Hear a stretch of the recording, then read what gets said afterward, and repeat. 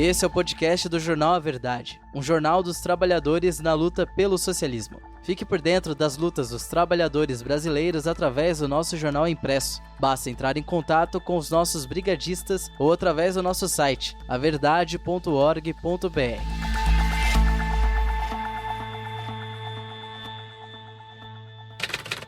Por que vamos às ruas no dia 8 de março? Texto da Coordenação Nacional do Movimento de Mulheres Olga Benário, da edição 286 do Jornal A Verdade.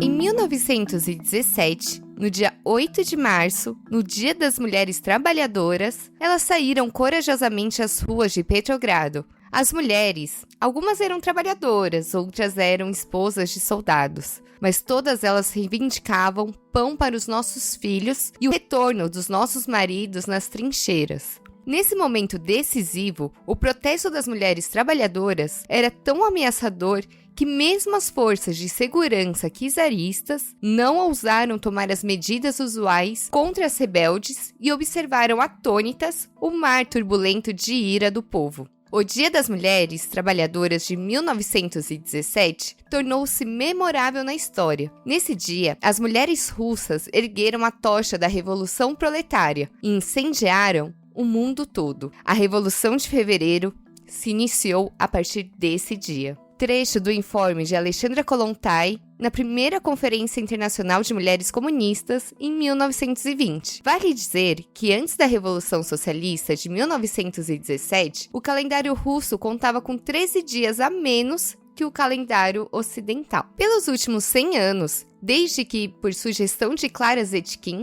iniciaram-se as comemorações do Dia Internacional das Mulheres Trabalhadoras, estas têm sido protagonistas das lutas em defesa de suas vidas, mas, sobretudo, pelos direitos de toda a classe trabalhadora. Isso ocorre porque vivemos debaixo do sistema capitalista e esse, por sua vez, vive em função de explorar, até a última gota, o sangue e o suor do nosso povo.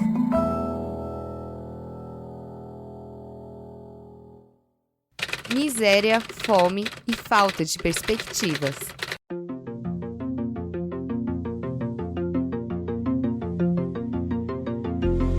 A miséria e a fome são uma realidade cotidiana para mais de 90 milhões de brasileiros, sendo as mulheres e as crianças as mais afetadas. Segundo o DataSUS, somente em 2020, cerca de 4 mil crianças morreram de fome no país. A Alana do Nascimento de Sergipe, em ação do MLB Natal Sem Fome, nos relatou, abre aspas, todo mundo que vai ao supermercado fica revoltado com o preço das coisas. Quando a gente pega esse carrinho é um sofrimento, porque tem que cortar as compras. Em um país que é exportador de carne, tem mais cabeça de gado do que gente no Brasil. E aqui, ninguém comeu carne nos últimos dias.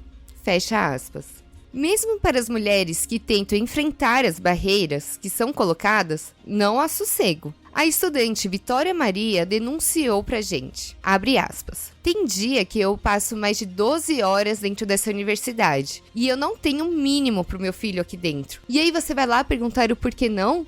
E eles simplesmente falam que não tem verba. Outra estudante, a Thaís Susan Takamura, também fez relatos para nós. Abre aspas. Quem faz a faculdade à noite não tem nada. A gente tem que ficar com o nosso filho dentro da sala de aula. A gente tem que aguentar exclusão de professor ou ficar contando com a bondade alheia, sabe? A gente tem que ficar esperando, será que a gente vai ser bem recebida em tal aula, em tal disciplina? É um estresse, um sofrimento psicológico muito grande, que dá muita vontade de desistir. Fecha aspas. O fato é que o Estado não cumpre a sua responsabilidade, fazendo com que milhares de crianças, todos os dias, não tenham direito de poder estarem nas creches, recebendo atenção adequada, recebendo educação, alimentação, livre dos perigos que as nossas crianças sofrem todos os dias. Eu sou mãe. Eu tenho um filho que agora tem 13 anos. E o Miguel não teve direito a uma creche, assim como várias crianças do nosso país e na nossa cidade. Eu era moradora da cidade de Duque de Caxias e durante muito tempo fui até as prefeituras, até as secretarias, participei de atos, participei de cadastros, fiquei em listas de esperas e o Miguel nunca pôde ter uma creche. Essa é a realidade de outras tantas crianças. Esse é o relato de Juliette Pantoja, a presidente da Unidade Popular no estado do Rio de Janeiro, em ato pelo direito à creche organizado pelo Movimento de Mulheres Olga Benário. Diante desse cenário, ter um movimento de mulheres combativo e que construa cotidianamente as lutas em defesa dos direitos das mulheres, mas sobretudo que organize as mulheres para pôr fim ao sistema que promove todos esses ataques à vida e aos direitos da classe trabalhadora, é fundamental. Assim, nós convidamos cada mulher trabalhadora da cidade e do campo a se organizar conosco e a realizar uma grande mobilização entre as mulheres para que possamos ocupar as ruas no próximo dia 8 de março. As crises econômicas provocadas pelos ricos são mais uma forma de ataque aos direitos do povo, pois apresentam como uma solução aumentar a exploração da classe trabalhadora,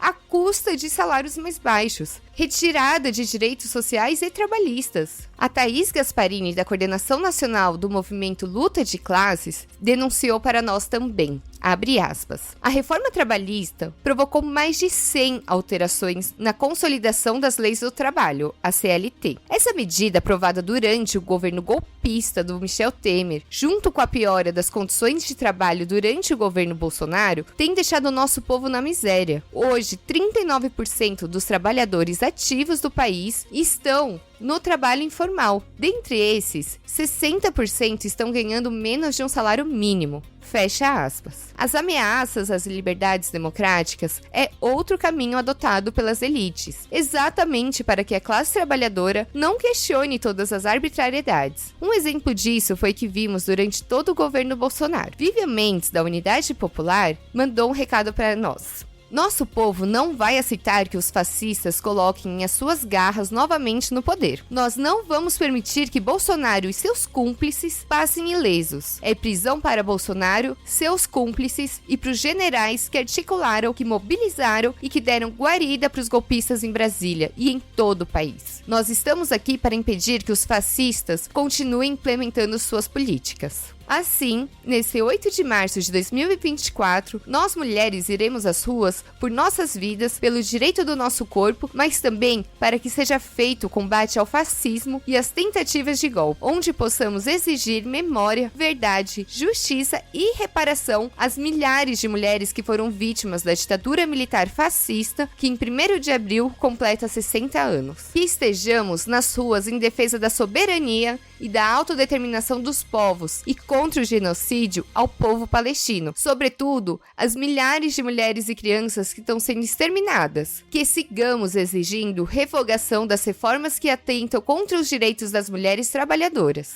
Que defendamos ainda as empresas públicas, pois privatizar a água, a luz e o transporte é um crime. Você ouviu uma matéria da edição 281 do Jornal A Verdade, um jornal dos trabalhadores na luta pelo socialismo. O nosso jornal não depende dos grandes ricos para se manter. Construímos há 23 anos uma mídia popular e independente. Para apoiar, considere adquirir o nosso jornal impresso com os nossos brigadistas ou fazer uma assinatura através do contato no site averdade.org.br. Você também pode apoiar o A Verdade e os movimentos que constroem o nosso jornal através do nosso Apoia-se, apoia.se/movesociais. Ambos os links estarão na descrição do episódio. O programa de hoje fica por aqui e não deixe de nos seguir nas nossas redes digitais para não ficar por fora de nenhuma notícia.